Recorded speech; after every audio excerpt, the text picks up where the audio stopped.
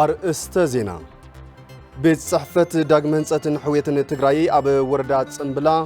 ብልዕሊ 340 ሚሊዮን ብር ህንጸት ፕሮጀክትታት የሳልጥ ከም ዘሎ ፍሊጡ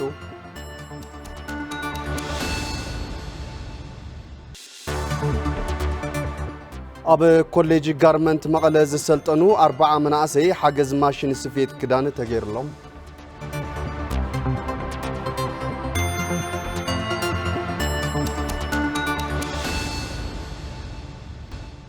سلام طعنا هذا اللي يزغوركم تملكتنا نزعلت زي زحرنا يوم زيناتات حيزة قريبة لخو مس زيناتات الساعات هاف تجورو بمداي ملكت قوان قادمة على مساحة حجوس بسم الله سومي استوديو تلفزيون تقرأ حبيرناكم كنت هنا سناي ملكتال فلما حد صرت زيناتات زعلت بمسارحتنا الوام قبل كيدان كقربي حبيرنا نكتاتل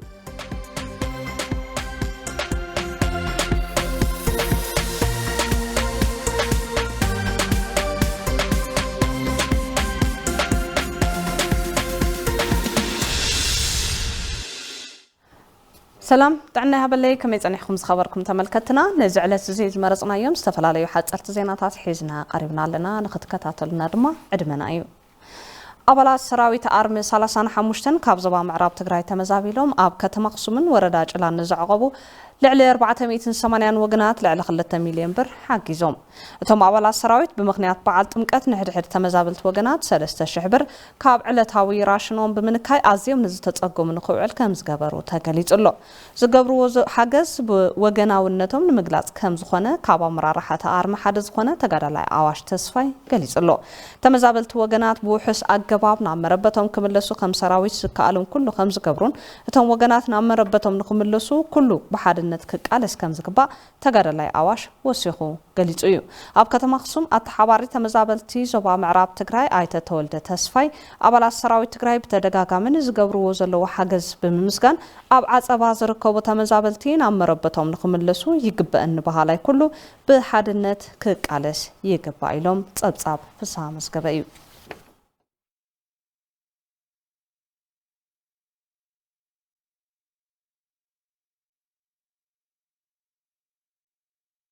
ታቦት ካቴድራል ደብረ ሰላም ቅዱስ ሚካኤል ጁብሩኽን ታቦት ደብረ ሰላም ቅዱስ ሚካኤል ዓድሽም ድሑን መቐለ ብብርክት ዝበሉ ህዝበ ክርስቲያን ተዓጅቦም ናበረበቶም ናብ መንበረ ክብሮም ተመሊሶም ቃና ዘገሊላ በአመንተ ኦርቶዶክስ ተዋህዶ ክርስትና በበዓመቱ ጽባሕ በዓል ጥምቀት ጥሪ 12 ዝኽበር በዓል እዩ ብስርዓት ኦርቶዶክስ ተዋህዶ ክርስትና ታቦታት ንበዓል ጥምቀት ጥሪ 10 ናብ ባህረ ጥምቀት መቐለ ወሪዶም يحضروا ሃይማኖታዊ ስርዓት በዓል ጥምቀት ምስተፈጸመ ድማ ተዓጅቦም ወሪዶም ዘሓደሩ ታቦታት ጥሪ 11 ተዓጅቦም ናብ መንበረ ክብሮም ይምለሱ ታቦት ቅዱስ ሚካኤል ግን ኣብ ባህረ ጥምቀት ይሓድር ማህሌት ቅዳሴ ተፈጺሙ ታቦት ህጉ ናብ መንበረ ክብሩ ዝምለስ ጥሪ 12 ኣብ በዓል ቃና ዘገሊላ እዩ በመሰረት ዝድማ ታቦት ካቴድራል ደብረ ሰላም ቅዱስ ሚካኤል ጁብሩኽን ታቦት ደብረ ሰላም ቅዱስ ሚካኤል ዓድሽም ድሑን መቐለ ብብርክት ዝበሉ ህዝበ ክርስቲያን ተዓጅቦም ናብ መንበረ ክብሮም ተመሊሶም እዮም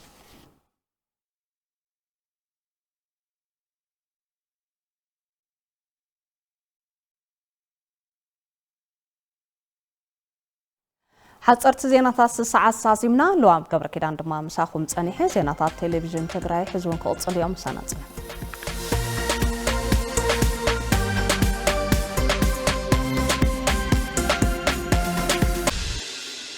حصرت زيناتات تخطاتلنا تملسنا زخبركم تملكتنا حصرت زيناتنا مسارحتنا لوام قبر كيدان امسكينه حزدما بزرزر كنريوم ناب زحرنا يوم زعباتات كسغركم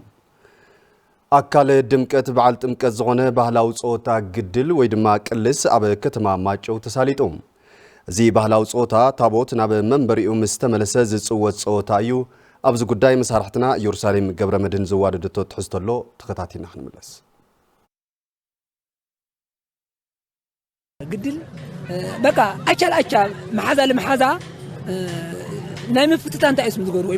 محزنتاوي بهلاوي سبورتيو بالاو سبورتيو أنا ساينس أوقعتهم صدقنا بالاو سبورتيو مالتي سو محازة قينهم أتمساسلاي عدمة أتمساسلاي ناي فيزيكال أبريانس يلون سوات زيجاوتو لي بقى منهم تأسمي ولي مالتي من ملته فقري زتم ولا أي مالتي شو الخا ناي دف ناي بترتل علولو ناي تأسمي يخوني أمزي جرمكي زي تصرحوا جنايو هندا ريخ تقولين خي أمعرا أفريقيا ون نخون بيرن يوم إذا خمس مسؤول تأسم تات لا علم محور زفاليتهم ናይ ሪሶርስ ናይ መስሕብ ናይ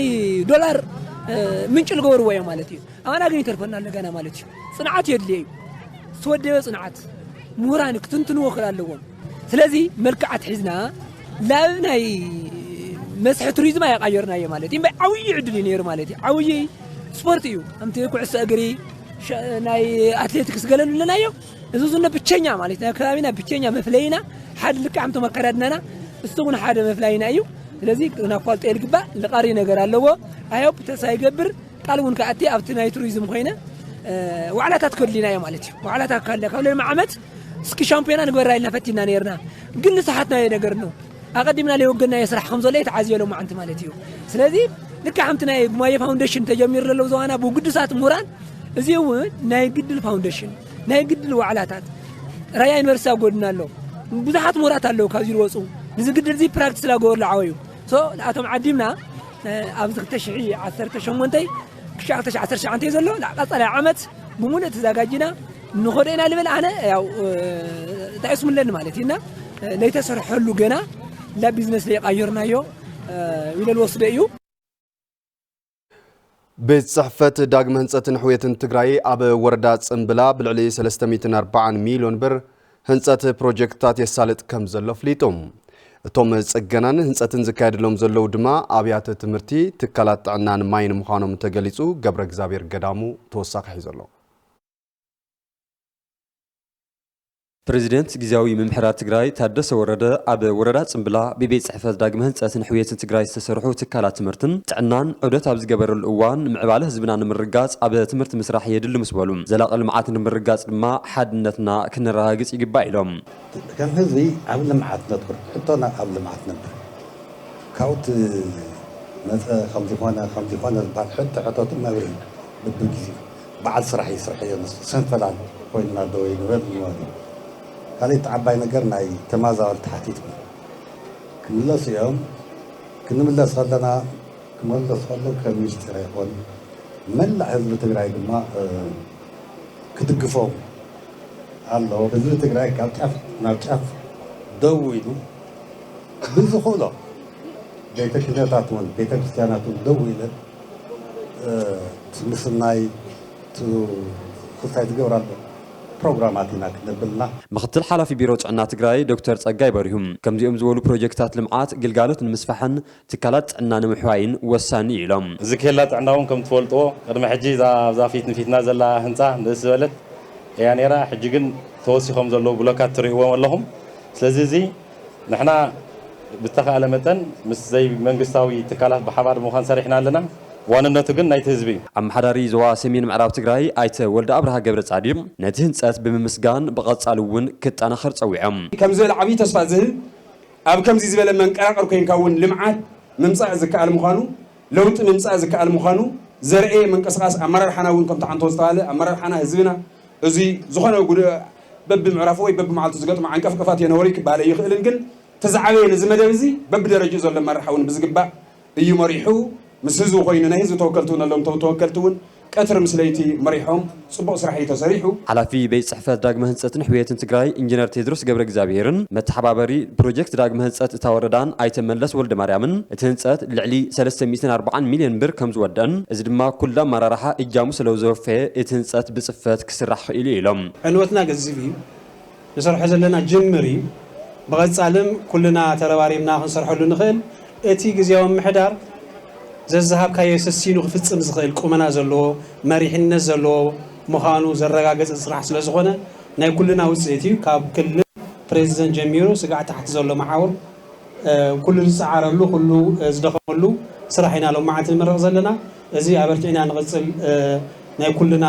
ስራሕ ይኸውን ጠቕላላ በጀት ክንሪኦ ከለና ብወረዳ ደረጃ ብስሪኣር ፕሮጀክት ዝተበጀተ 348 ሚልዮንን 201,965 ቅርሺ አካባቢ ሓገዝ ተዳተገበረ በዚ ፕሮጀክት እዚ ማለት እዩ እዚ ገንዘብ እዚ ገሊኡ አፍትናይ ህጹጽ ጽገና ዝበልኩም ገሊኡ አፍትናይ ሪከቨሪ ዝበልናዮ ገሊኡ በተን ኮምፒውተራት አቢሉ ማሕበረሰብ ትካብ ድማ ነቲ ፕሮጀክት አመስጊኖም በዚ ፕሮጀክት እዚ ናብ ከባቢ 4 ዳስ ነርና ትዳስ ንሱ ሰሪዞም 4 ክላስ ሓደሽቲ ህንጻ ሰሪሖምና እዚ ብድሕሪና ንሪኦ ዘለና ክላስ ካ ብህዝቢ ዝተሰርሐ ብእምኒ ዝተሰርሐ ነይሩ ዳርጋ እንጥቀመሉን ነርና ዘን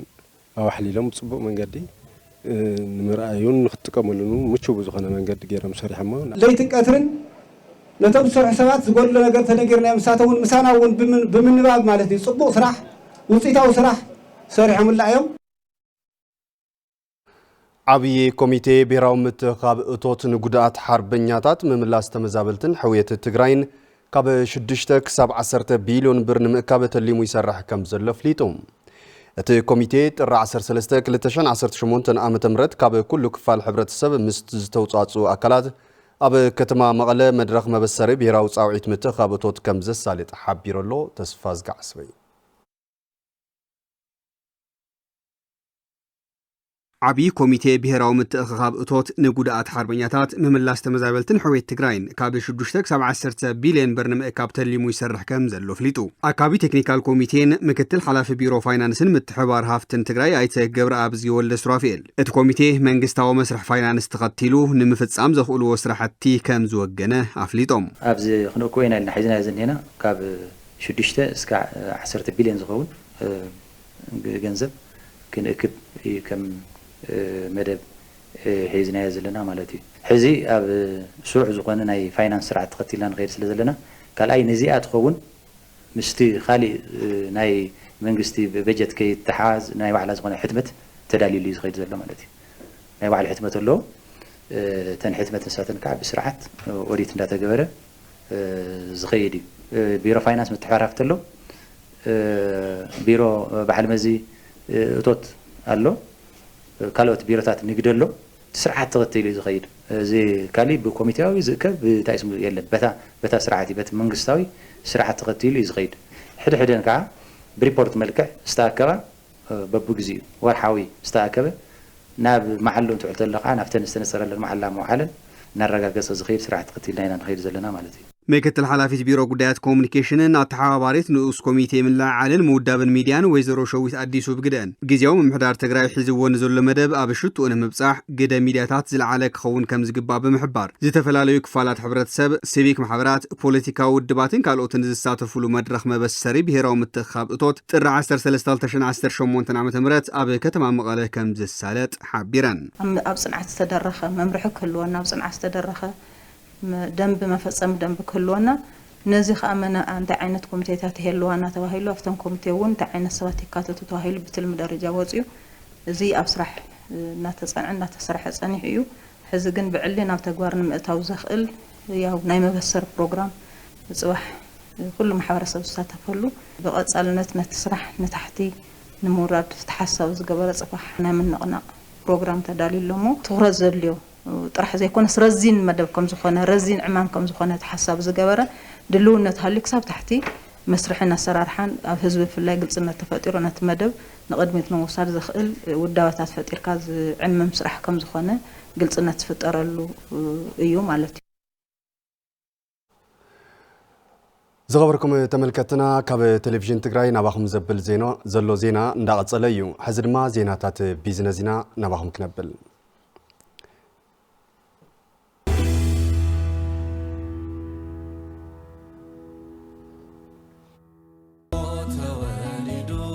ማሕበር ኣክስዮን ኮንስትራክሽን ንግድን ኢንዱስትሪን ሆርን ኣፍሪካ እንኳን በዓል ልደት ኣብፅሕኩም ኣብፅሕና ይብል ኣብ ከተማ መቐለ ንናብራ ዝምችው ዓይኒ ቦታ ኣብ ከባቢ ዳዕሮም ንኣባይቲ መንበር ንግድን ዝውዕል በዓል 15 ደብሪ ህንፃ ንምስራሕ እንሆ ህንፀቱ ጀሚሮም ብ15 ሚእታዊ ቅድመ ክፍሊት ጥራይ ሕዚ ዓድጎም ኣማራጺ ሓይሊ ኤሌክትሪክ ጀነሬተር ዝተገጠመሎም ኣተኣማማኒ ማይከርሰ ምድሪ ፓርኪንግ መኻይን ሓምለዋይ ቦታታት ዘማልኦም ዘመናዊ ናብራ ዝንበረሎም ኣባይቲ ሆርን ኣፍሪካ ወንኖም ምስ ባንክ ወጋገን ውዕል ብምእሳር 40 ሚእታዊ ዓቂርኩም 60 ሚእታዊ ብልቕሕ ትረኽብሉ ስርዓት እውን ኣመቻችውና ኣለና ብፍላይ ንዲያስፖራ ኣብ ክንዳኹም ዘመናዊ ኣባይቲ መንበር ንግድን ብጽፈት ሰሪሕና ጣጦም ዝወድኡ ገዛውቲ ክነረክበኩም ኢና ብምኽንያት በዓል ልደት 10 ሚእታዊ ምንካይ ስለ ዝገበርና ነዚ ዕድል ተጠቐምሎም ማሕበር ኣክስዮን ኮንስትራክሽን ንግድን ኢንዱስትሪን ሆርን ኣፍሪካ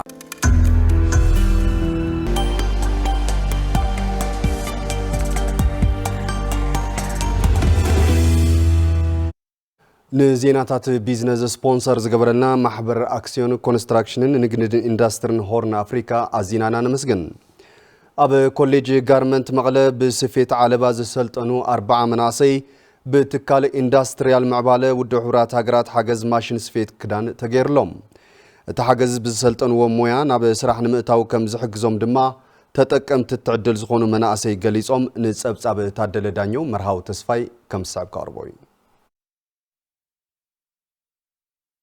ኣብ ኮሌጅ ጋርመንት መቐለ ብስፌት ዓለባ ሓፂር ስልጠና ዝወሰዱ 24 ደቂ ኣንስትዮ ዝርከብኦም 40 መናእሰይ ብትካል ኢንዱስትሪያል ምዕባለ ውድብ ሕብራት ሃገራት ዩንዶ ሓገዝ ማሽን ስፌት ክዳን ተገይርሎም እቲ ሓገዝ ብዝሰልጠንዎ ሞያ ናብ ስራሕ ንምእታው ከም ዝሕግዞም ድማ ተረባሕቲ ትዕድል ዝኾኑ መናእሰይ ይዛረቡ ስልጠናሉ ሓፂር ግዜ እኩል ዝኾነ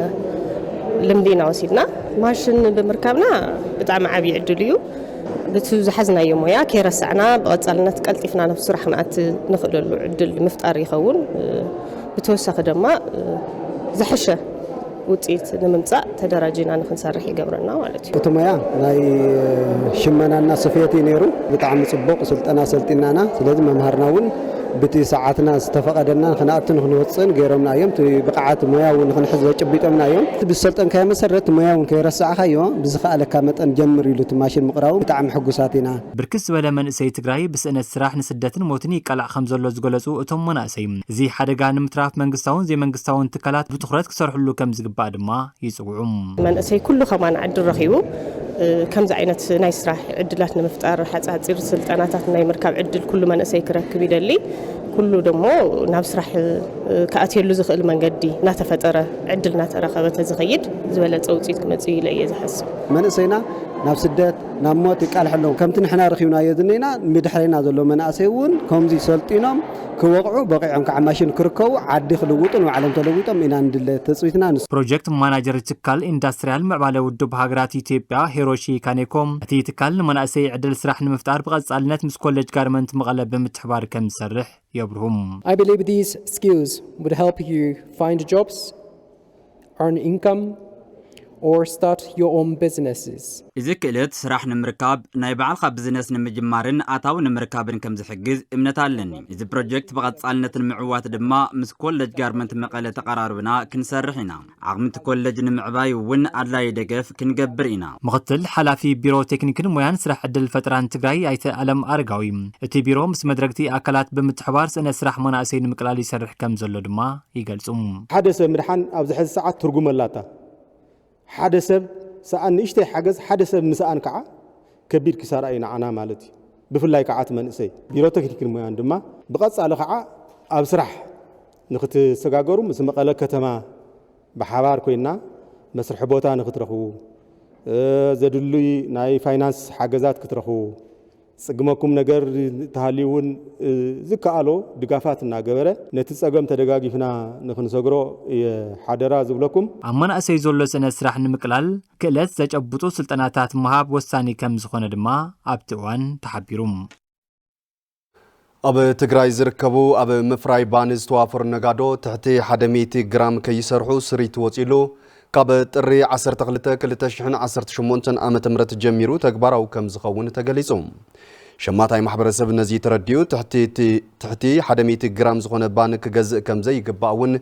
كيدي سرعت كتتلن قصصرن نغد فليتو يوحنا ولاي نزي زعبازي بزرزر حيزاتولا ማእኸላት ተሓባባሪ ምልማዕ ንግዲ ቀዳማይ ወያነ ኣይትዕይጽ ኣያማረ ቅድሚ ሕዚ ባኒ ብዝተፈላለየ መጠንን ዋጋን ይፈርሕ ከም ዝነበረ ብምግላጽ ካብ ሎሚ ጀሚሩ ግን ትሕቲ 100 ግራም ናብ ዕዳጋ ከይቐርብ ምስ ነጋዶ ባኒ ምርዳእ ከም ዝተገበረ ገሊጾም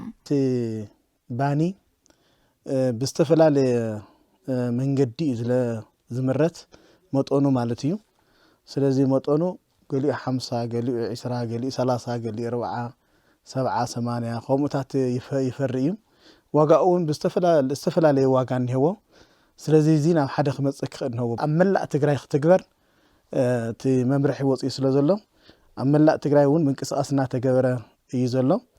ስለዚ ኩሉ ሸማታይ ተጠቃማይ ማሕበረሰብ 100 ግራም ክገዝእ ከም ዘለዎ ካብ 100 ግራም ታሕቲ ዘሎ መጠን ነቲ ሕብረተሰብና ዘይጠቅም ምዃኑ ዘይሕጋውያን መምረት ባኒ ንምቁፅፃርን ምክትታልን እውን ኣድላይ ዝበሃል ስራሕቲ ከም ዝሰርሑ ኣይተ ዒፃይ ኣተሓሳሲቦም 4 ዓይነት ከተግብርነዎ ተነጋዳይ ተመምራታይ እውን እቲ ሓደ ስሩዕ ንግዲ ፍቃድ ክህልዎ ክኽእልዎ ንግዲ ፍቃድ ካና ወሰደ እዩ መምራታይ ክኸውን ዘሎ እቲ ካልኣይ ሚዛን ክህልዎ ክኽእልዎ ሚዛን ማለት ትናይ ቀደም ሚዛን ለይኮነስ ዘመናዊ ዝኾነ ዲጂታል ሚዛን ክህልዎ ክኽእልዎ እዚኣ ክሕዝነዎ እቲ ሳልሳይ ዋጋ ክልጥፍ ክኽእልዎ ዋጋ ዘይለጠፈ መምራታይ እንተሃልዩ ያው ባዕሉ ስጉምቱ ክወሰደሉ ምዃኑ ተነጊርዎ እዩ ማለት እዩ ስለዚ ተነጋዳይ ካውን 100 ግራም ከምርት ክኽእልዎ ኣተሓባባሪ ስርዓት ክትትልን ቁጥጥርን ከይዲ ስራሕ ኣይተማውጫ ገርብትንሳኤ ትሕቲ እቲ ዝተባሃለ መጠን ዘምረተ ነጋዳይ ጉቡእ ስጉምቲ ከም ዝውሰደሉ ኣፍሊጦም ኣድራሻ ዘይብሉ ለይቲ ኣምር ዝሓድርጉን እዩ ነዚ እውን ብግብሪ ኃይል ድዩ ብጥቆማ ድዩ ዝዘለ ኣካል እውን ናብ ስርዓት ኣትወሉ ኩነታት ምክንያቱ ንሱ 40 ግራም 50 ግራም ናምረተ ተሓዲሩ ተፈቃድ ዘሎ ትሕጋው ዝኾነ ድማ ተገዲዱ ኣብ መንግስቲ ስለ ዘሎ 100 ግራም ልዕሊ አንከምርት ግን ድማ ታሱርሕ ይሰርሐሉ ኣሎ ማለት በኻል ይባሃል ግብሪ ከፋላይ ንሱ በመጠን ዝጉዳእ ንሱ ግን ድማ ዘይሕጋዊ ስራሕ በኻሊ ስራሕ ተኮይኑ እዚ ንኽንእርሞን ክንሰርሖን ሓቢርና ክንሰርሖ ከም ዝግበአና ኢና ወስተራዲና ዘለና መጠን ተቀኒሱ ንግዲ ፍቃዱ ተመንጢሉ ተዓሽጉ ተነብኣ ዘሎ ንብረቱ እውን ስጋ ብሙራስያ ዝኸይ ዘሎ ማለት እዩ ስለዚ ዘሎ ኩነታት ተረዲኡ ትመፍረያ ኣካል ቅድሚ ኩሉ ክርድኦ ክኽእል ነይሩ ከይረዳእና ከነዳናግጾ ዘይግበአና ንሕና ኣብ ሆቴል ሞሞና ዝበሃል ቀዳማይ ወያነ ኣዳራሽ ፀዊዕና ብሙሉኡ ቤት ቁርስን መፍረይቲ ባን ኢልና ፀዊዕና ዕለት 8 50 ወርሒ 2018 መድረኽ ካይድና ኢና ኣብ ዋጋ ዝምልከት ድማ መንግስቲ ተመን ክገብር ከም ዘይኽእል ብምግላጽ እንተኾነ ግን ተጠቃማይን ነጋዳይን ማእኸል ዝገበረ ከም ዝኾን የረድኡ ዋጋ ውድድር እዩ ዋጋ ይውስን መንግስቲ ቀረብ ስጋው ዘቅረበ ድጎማ ስጋው ዘቅረበ ድጎማ ቋሪጽ ስለዘሎ ኣብኡ ኸይዱ ክንዝሽጥ ክብለ ይኽእል ታይ ዝገብር በበገሲ መጠን ኣሚጦሎም ኢትግራም ዘምሳ ዚኣቶም ክጓደሩ ነይዎም ኣውዚ ምሽራኸ ይፍቀድን ወይ ቀኒስካ ንሓደን መጉዳእ ዋጋ ቀኒስካ ወይ ዋጋ ወሲካ ህዝን መጉዳእ ዝግበር ምንቅስቃስ ብሕጊ 813 ኣዋጅ ሓልዋ ሸማቶ ዝተወገደ እዩ ተጠቃማይ ማሕበረሰብ ሕጊ ተግባራዊ ክኸውን ብንቕሓት ክሰርሕ ከም ዝግባእ ድማ ኣመላኺቶም ሕዚ ድማ ኩነታት ሸርፎ ወጻኢ ተኸታቲልና ክንምለስ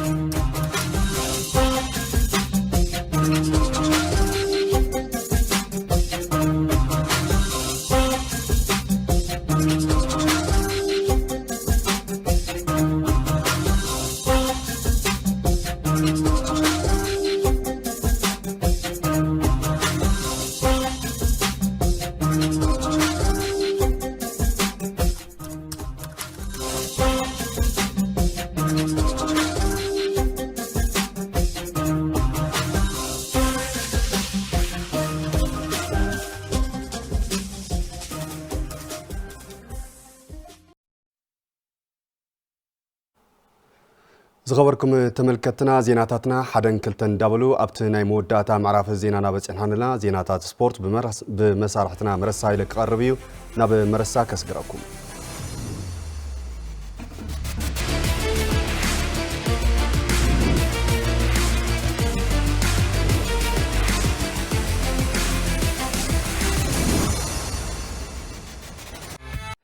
يمسجن هفتو سلام زخوركم تملكتنا نساعة زبالنا يوم زيناتات سبورت حيزة قريبا لخو مس زيناتات سبورت ساعة دما مرس هايلم شامبيونا أتلتيكس سلت أنتي بروجكت نجانتا تنتقرأي أبي كتما وقروك كايد كمز قنيز فلتيو إذا شامبيونا زي تكات سبورتينات أب مفرايد ما زد على إجام كمز نورا يوم تولدتن أسلت أنتن جليس أمزلو حيلم كيروس أولي دولو كم سعود مكا أربعين ኣብ ከተማ ቆሮ ክካየድ ዝቐነየ መበል 11 ሻምፒዮን ኣትሌቲክስ ሰልጠንቲ ፕሮጀክትን ጋንታትን ብሉጻት ተተካእቲ ኣትሌታት ዝተረኣይሉ ምንባሩ ተሓቢሩ ኣብቲ ውድድር ካብ ዝተሳተፉ ኣትሌታት ማዕረግ ተስፋይን ኣማንኤል ኣለመን ኣብ ዝሃቡና ርእይቶ እቲ ውድድር ጥንኩር ንሕንሕ ዝተረኣይሉ ምንባሩ ገሊፆም ውድድር ያው ሓሪፍ ነይሩ ከምዚ ተጸበናየ ነርና ብጣዕሚ ደስ በሃሊ ሓሪፍ ኣቀባሊ ነይሩ ደስ በሃሊ ነይሩ ንሕንሕ በቃ ሓሪፍ ነይሩ 5 ንእሽተ خودي نيري شو ما أنت ميتين ولا خلاص بموت عند حبسي. اتفزت دسالي نيرة مالتي ساعات كوالا بزح لحبسني نقر هم تشتري حوترين قاقني مغنيات إني ودري تحذي يسحبيو كل التحذ كذن لعلى وزت مالتي ساعاتي فتان نيمي تيقع من يرميو كابت لوت أهو خلاص درجة مدسيني. زمزقب وصيت بمعقب دما ኣብ ቀጸልቲ መድረኻት ብሉጽ ውጽኢትን ምዝጋብ ከም ዝጽዕሩ ቃል ሂቦም ካብዝን ላዕሊ ውጽኢት ንዋዕሊ ኮይነና ሃገረይ ክጽውዕ ተስፋ ይገብር በቃ ወርቀ መንጻእ ካብ ትግራይ ወኪልካ ኢትዮጵያ ወኪልካ ቃልየም ካል የጽዕር ለኹ ጻዕሪሃም እዩ ኣሰልጣኒ ፕሮጀክት ኣትሌቲክስ ሰብዓ እንደርታ ኣለምነህ በሪሁ ድማ እዚ ሻምፒዮና ካብ ሕሉፋት ዝበለጸ ተተካእቲ ኣትሌታት ዝተረኣየሉ እዩ ነይሩ ይብል ካብ ናይ ዝሓለፈ ዓመት ንእሽተን ዕድመ ተመጣጣነት ይሕሽ ብምሉእ ክጸረ ይኽእልን ግን ብፍላይ ብደቂ ኣንስትዮ ብጣዕሚ ጽቡቕ ነይሩ ኣብ ደቂ ተባዕትዮ ንእሽተ ዝተሰሓበ ዕድመ ኣሎ ካብ ዝሓለፈ ዓመታት ግን ዝሓሸ እዩ ኢልና ክንወስድ ንኽእል ኢና እንደገና ብደረጃ ፐርፎርማንሱን ድሕሪቲ ጽንተት ናይታ ትግራይ ሕዚ ኣብዚ ዓመት ዝሓሹ ቆልዑ ካብ ሕድሕድ ወረዳ ኣብ ጽቡቕ ኣለዉ ብኡልክዕ ግን ከኣተን ክሳተፋ ዝግብአን ወረዳታት ኣብ ምስታፍ የለዋ እቲ ናይ ተተካእቲ ምፍራይ ግን ብጣዕሚ ዝሓሸ ዓይኒ ዝሓሸ ኣትሌታት እውን ከም ተረኣዩ ዝዓመት ኩሉ ከመሰልጠንቲ ማሕበሩን ገምጊምናዮ ብጣዕሚ ጽቡቕ ከም ዘለና ክንቅጽረሉ ከም ዘለና ኢና ርኢና ብጣዕሚ ጽቡቕ እዩ ጸሓፊ ፌደሬሽን ኣትሌቲክስ ትግራይ ኣይተ ጌታቸው ማሞ ብወገኖም እቲ ሻምፒዮና 3 ዕላማታት ከም ምስተሓንገጠ ኣብሪሆም ኣብ ሕድ ዘሎ ወረዳታት ብቕዓቶም እንታይ እዩ መፍለጢ ብቕዓቶም እዩ ዝሞው ዘለዎ ሰልጠንቲ የስርሕለው ዶ ይስርሕለው ዝነበሮም ለውጢ ቅድሚ ሕጂ ዝነበሮም ለውጢ ሕዚ ዘለዎ ለውጢ ኣለው ድዩ ዝብል እዩ ካልኣይ ድማ ላብ ክለባትን ኣብ መሰልጠኛ ማእከል ኣትያሉ እዩ ሳልሳይ ድማ እንታይ ክልልና ወኪሎም ዝኸዱ ኣትሌታት ቤስ ኣትሌታት ምሕረ እዩ እዚ እዩ ዕላማ ነካይድ ዘለና ተተካእቲ ኣትሌታት ንምፍራይን መናእሰይ ንምሕዋይን ድማ ወረዳታትን ከተማታትን ተሓባበርቲ ክኾና ጸዊዖም ሕዝናብን መቐለ ኣለዉ መቐለ ብውልቀም መፅኦም ከተማ ከፊ ከተማ ናይ ክልል ትግራይ ከተማ ብዘዋት ማሕደር ፕሮጀክት ላትና ኣብዛ ዝነዚ የለን ኢሉ በዚና ብስፖርት ሰለብና ክንሕወየ ንኽእልና ዝውድድር እዚ ጽቡቕ ውድድር ከም ዘሎ እያ ተስፋ ኣብቲ ሻምፒዮና ብኽልቲኡ ጾታ ብውህልል ነጥቢ ብወረዳ ከተማ ጽንዳ ስላሰን ትዕወት ብጋንታ ድማ ጋንታ ኢንጂነሪንግ ሓጺን መጺን መስፍን ተዓዋቲት ዋንጫ ኮይና ኣብ ዋንጫ መሶቦ ተሳተፍ ዘላ ጋንታ ኩዕሶ እግሪ ሃገረ ሰላም ኣብዛ ዓመት ብሉጽ ውጽኢት ሒዛን ምዛም ጠንኪሮም ይሰርሑ ከም ዘለዉ ተጻወቲ እታ ጋንታ ገሊጾም ኣለዉ ብርሃነ በይነ ኣዋሊድወሎ ከም ዝስዕብ ድማ ከቕርቦ እዩ ኣባላት ጋንታ ኩዕሶ እግሪ ሃፀይ ዮሃንስ ሃገረ ሰላም ሚካኤል ኣስረስ መትከል ዘርኣይን ሃፍቶም ዘፈሩን ኣብ ዋንጫ መሶቦ ቀዳማይ ዲቪዥን ጋንታታት ትግራይ ብሉጽ ውጽኢት ንምዝጋብ ዝሐሸ ኣካላውን ልበናውን ድልውነት ከም ዝገበሩ ይዛረቡ ሓደና መጻና ኢና ኣብ ዝሓለፈ ሕማቅ ውጽኢት መስጊና ነርና ካብኡ ማዕረ ወፂና ሕዚ ድማ ናይ ልዓወት ኢና ንጫወት ለና ጽቡቕ ዝግጅት ካብቲ ሓለፈ ዓመታት ዝነበሩ ደረጃታት ሓደ ስቴፕ ንዓበና ኢና መጺና መጀመርያ ቅድሚ ስፖርት ሊግ ነርና ካብ ስፖርት ሊግ ከዚ ቀዳማይ ዲቪዥን መጽና ኒና ተቀባልነት ጽቡቕ እዩ ኣብ ጋንታና ጠንካርና ኮይና ላውዝ ውድድር ንምስታፍ ጠንኪርና እናሰራሕና ንርከብ ኣብዚ ውድድር እዚ ዘለዎም ዓቕሚ ብምርኣይን ልምዲ ብምቕሳምን ጠንካራ ተነሓናሕቲ ኮይኖም ንምዝዛም ከም ዝጽዕሩ ይገልጹ ዋና ዓላማ ካብቲ ከዝለለና ደረጃ ዓቢና ኣብቶም ካልእ ዘሎ ካብ ዝቐጻል ዘሎ ስቴፕ ምርካብ እዩ ጽቡቕ ቲም ስፕሪት ኣምጺና ኒና ለቐጻል ድማ ናይ ብዙ ክያድና እዚ ኣብታ መስጊብና ኣብ ጽቡቕ ደረጃ ምንጽሕ በዓል ሙሉ ተስፋ ኢና ጽቡቕ እንቅስቃሴና ገበርና ንርከብ ሕዚ እውን ጠንኪርና ለዋንጫ ንምፍኽኻር ብደንቢ ዝግጅትና ኣጠናኺርና ነና ኣሰልጣኒ ጋንታ ሃፀይ ዮሃንስ ሃገረ ሰላም ዳዊት ወልዳይ ብወገኑ እዚ ውድድር እዚ ምስንድኡ ዓበይቲ ጋንታታት ትግራይ ተካእቲ ተጻዋቲ ዝሓርያሉን ሰገናት ድማ ዕድል ዝረኽብሉን እዩ ይብል ጋንታታት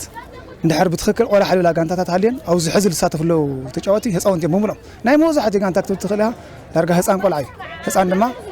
لقص عاد حركة سلسة عمتاسي أو صبوا عوي كانت كأتيو الكات صبوا حصاني زلونا زم عبيت قول عزوم نسرح لهم لنا قول أسي تسفاهيو لو لهون مدرك كسجاجرميو صبوا مدرك إلي أنا نوصل ما كم كانت أزود الدرزي تنحنحتو خينوم ناب كالوت مدرخات الدرز السجاجر لون كمون عمز اللوم سبورتانية هذا فترة لون مخانو والسيخي جلز كم كانت حزي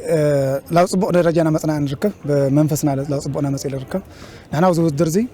تخيلنا لافتو لدله قدامي خلأ خير كاوز مدب بلاي أوف محلافيو تايلبنا كنت وانا تارجتنا جن أطلع عمت هدالينا تستحقنا كنمسة ولا أنا إيش أقول أيام حبيت بتعمل ساون تقول أسرع الغنو حزين مدرخ زين نعلم دم سوي جرنا كين ور لفت حتى وايون أما أخل خوينا نزاز مول عدل فتيرنا قصة لجن نازوز درزي تفخر توي تنحن حت خوينا نقرأ ولا عدل لنا ما شاش زلنا مالت زخوركم تملكتنا نسعد زبنا مزينات سبورت نزي مسؤول نيرم نابه هافتوك مرسكم بوجن يزازي ملخو سلام